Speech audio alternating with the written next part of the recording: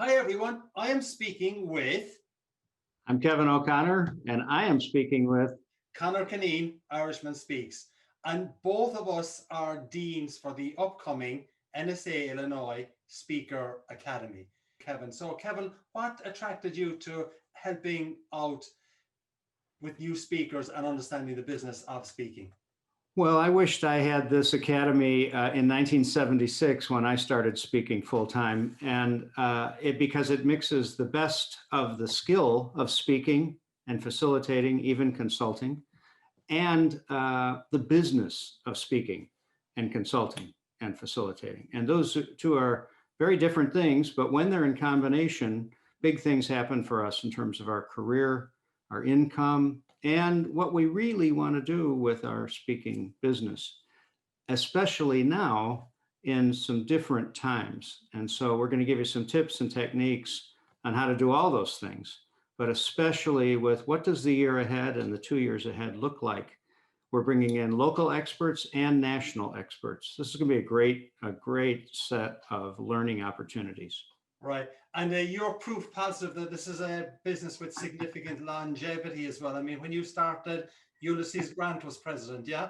Oh, no, that was 1876. You said 1976. Right. And 76 is when I started speaking. Yeah, I think I was president in the 80s, and then now I'm on the chapter leadership council for NSA National.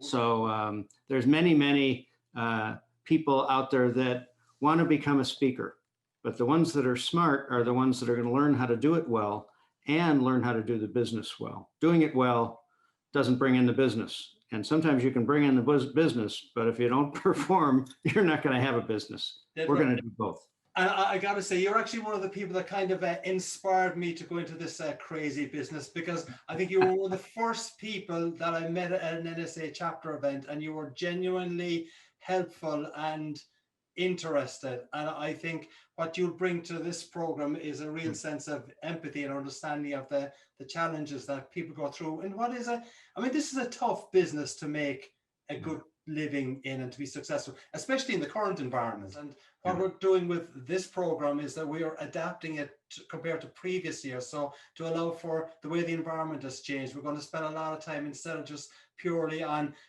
stage skills in front of an audience, we're going to be talking a lot about virtual presentations and how you can connect with your audience and make sure that they're engaged and you get the repeat business.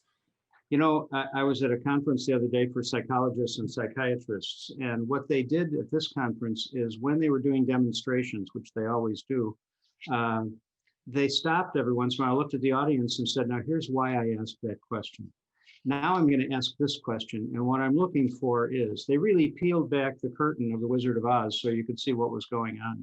Right. And all the people who are presenting are going to peel back the curtain. They're going to show you what they do every day, every week, that makes them successful. And that's the real advantage of this. It's not just really good people saying, look what I did, achieve. They're going to tell you how they achieved that. And then you can take those ideas and put them into practice immediately. I do believe that for virtual presentations, the questions the presenter asks are often at least as important as the content the presenter provides, because you've got to keep them engaged. Yeah. Because when you're doing a Zoom call, there's a lot of shiny objects on your desk. And you can always block yourself. You can always stop your video and then walk around and eat lunch and everything else.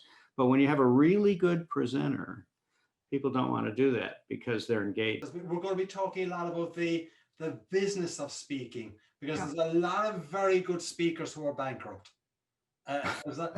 True. Indeed, yeah. There's a lot of other people who are making a lot of money because they're very good at marketing and positioning themselves. Now, they also produce good content as well, but having just good content is no longer sufficient to be able to be successful in this business. Yeah. Just the other day, Seth Godin, my son, sent me a quote from Seth Godin that he thought was just fantastic. And I have been saying the exact same thing for 5 years. But how come Seth Godin makes more money than I do? Not just the idea, right? Yeah. He's doing something that I'm not doing, and he's attracting my son. So I have to be doing something. So one of the nice things about working with you, Connor, is I learn something every time we're together. And I'm looking forward to this academy because we learn too. My Jesuit friends at Loyola, where I teach, the Jesuits say, if you want to really learn something, teach it. And so we're involved in the teaching of it. And we're going to learn from our attendees as well.